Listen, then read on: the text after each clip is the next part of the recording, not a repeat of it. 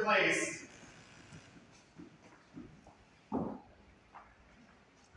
Do you feel more comfortable coming through the curtain, which will still be there, or up the stairs there? I'd like to start behind the curtain, and then if the lights come up, I'll come out. It gives me time to kind of do some business anyways. Right, okay, I'm sorry, I was spacing on how this scene starts. Okay, I hear you. Okay, so yes, curtain will open, lights will come up, and then yes, you will walk out after the lights come up.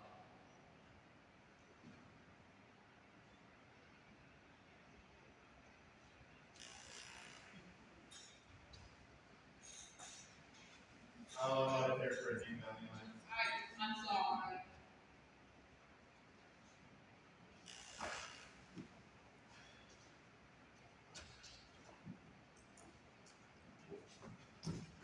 Ring! Is that the doorbell? Yep. You hit the doorbell.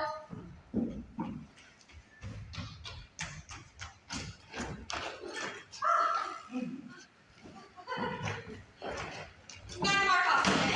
I came as soon as I got your message, Mrs. Carmine. That was very kind of you. No, nothing kind about it. I consider it an outing. I'm so glad. Will you have some tea?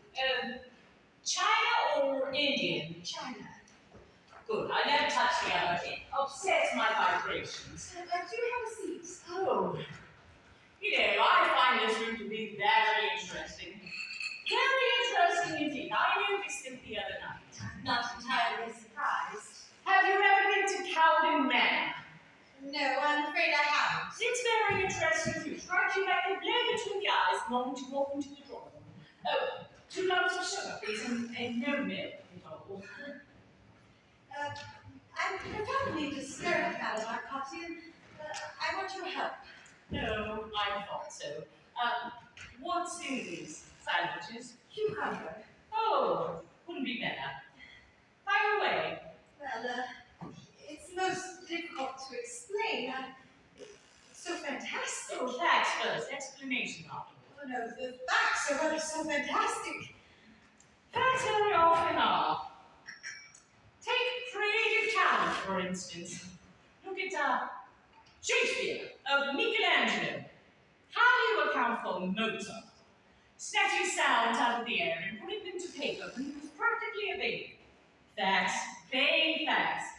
I know it's old-fashioned nowadays to ascribe it to glands, but my reply to that is fiddle-dee-dee. Yes, I'm sure you're quite right. There is more in heaven and earth than can be dreamt of in your philosophy, Mrs. Holmes. There certainly are. Well then, out with it. Take the plunge. Yes, well, You've heard strange noises in the night, no doubt. Balls creaking, doors slamming, subdued moaning in the passages. Is that it? no, I'm afraid it isn't.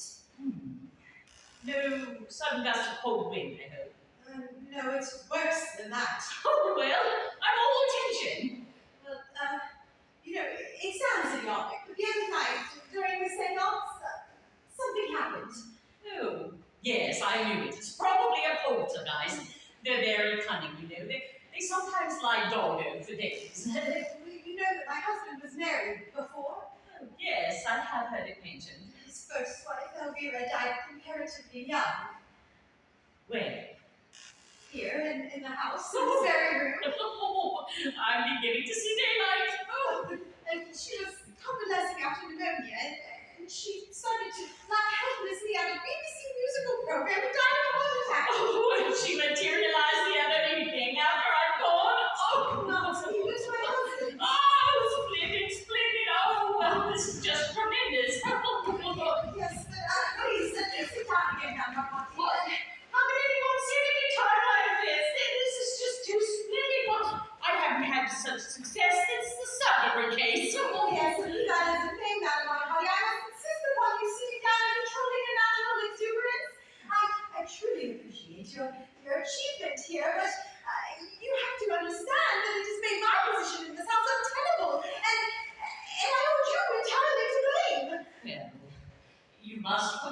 Mrs. Condamine. I am being just tremendously selfish.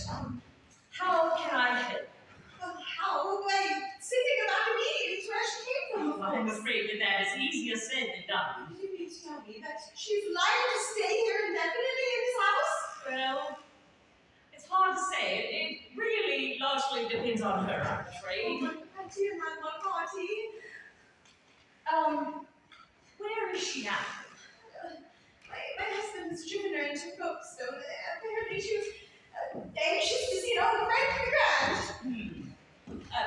Please excuse the formality, but I will have to make a report to the psychic research. Oh, I would really appreciate it if there were no names mentioned. Oh no, the report will be confidential. This is a small village, you know, and gossip would be most undesirable. I completely understand, Mrs. Condamine. Now, you say that she was visible to your husband. Yes. Visible only to husband. Audible too, I presume. Oh, extremely audible. Extremely audible. Your husband was devoted to her? Yes, I believe so. Husband devoted. It was apparently a reasonably happy marriage. Oh, tut tut, Mrs. I beg Condamine. your pardon?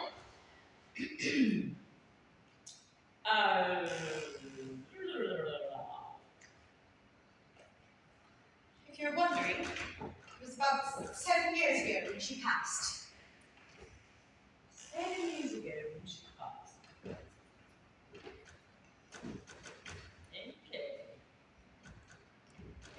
Could you materialize that? Anyway, that hasn't been too bad, Oh, sir. yes, you're right. No, she must have put herself on the waiting A list. waiting list? Yes, yes.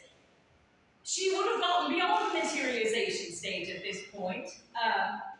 There must have been a strong psychic force. She must have wanted to come back. And Do you mean to tell me that my husband wanted her back all that much?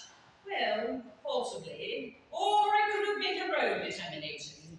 Well, that sounds much more likely. Well, would you say that she was a woman of strong character? I don't know, Madam. I never met her. Nor am I particularly interested in how or why she got here. I'm totally concerned with the question of how to get her out as soon as possible. Mrs. Condamine, I'm afraid that it is time that I be frank with you and tell you that I really have no idea how to set about it. Do you mean to tell me that after having conjured up this ghost, the spirit, or whatever it is, and having placed me in his position, that you are unable to do anything about it at all? Well, honesty is the best policy. It's outrageous! No, I'll hand you over to the police. Oh, you go too far, Mrs. I Condamine. you fuck indeed. Do you realize what your insane amateur muddling has done? I have been a professional since I was a child. Amateur is a word that I will not tolerate. But it seems to me to be a height of amateurishness to evoke a malignant spirit and not be able to get rid of him again. I was in a trance. Anything can happen when I'm in a trance. So, well, all I can suggest is you should go back into one immediately and get this damn woman out of my house. I cannot just go into a trance whenever I feel like it. It takes hours of preparation, on top of which I have to watch my diet for days beforehand. This afternoon, for instance, I had lunch with friends and I had pigeon pie. Oh, that on top of these cucumber sandwiches just makes a trance out of the question. Well, you have to do something. Well, I will file this report to the psychical research people. I will send it as soon as possible. Will they be able to do anything? Probably not. They will just send an investigation team and ask me some questions. And there will be a lot of wall tapping and mumbo jumbo, and you will probably have to have a conference and go up to London to testify. Madam Connie, no, it's too humiliating. It really is. My dear, now don't upset yourself. How can you come from upsetting yourself? Oh, well, it's easy for you to talk like that, Madam Connie. You don't seem to just realize the position that I'm in. Try to look on the bright Oh, side. bright side indeed. Do you suppose that you'd be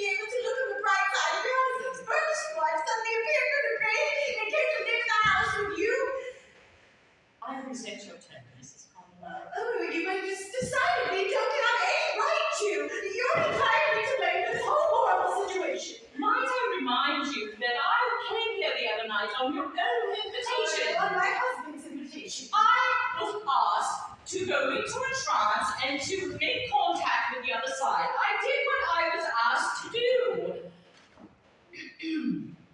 Well, that's true. It is. I suppose.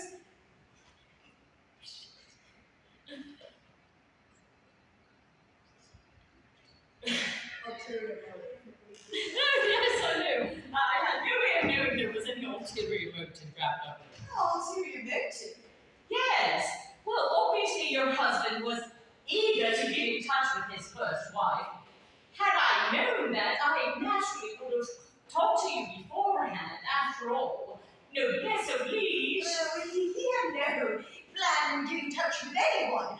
This whole thing was planned in order for him to get some materials on this story he's writing about on the side of medium. Oh, really? Am I to understand that I was only brought here in a spirit of mockery? Oh, not at all. He really wanted to make some notes of the tricks of the trade. Tricks of the trade! Insufferable! I have never been so insulted in all my life. Mrs. Concubine, we have nothing more to say to one another. Goodbye. No, please, no, please. Your attitude from the outset has been most unpleasant. Some of your remarks have been discourteous in the utmost. And I should like to say, without umbrage, that if you and your husband were foolish enough to fool with the unseen, for paltry motives, and in a spirit of ribaldry, then whatever else happened to you is your own fault. And I should like to say, to coin a phrase, as far as I'm concerned, you can stew in your own juice.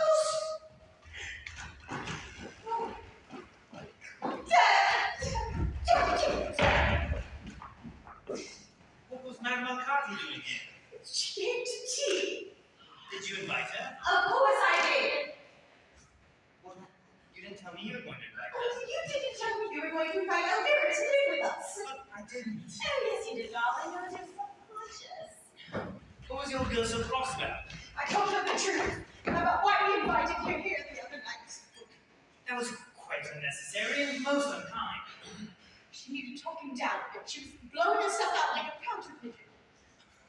Well, what did you ask her to tea for? Oh, to get me exercise, of course. Look at these cucumber sandwiches. And you love them so. Is that true? It's what's true. What Elvira said. You know perfectly well I can't hear what Elvira says.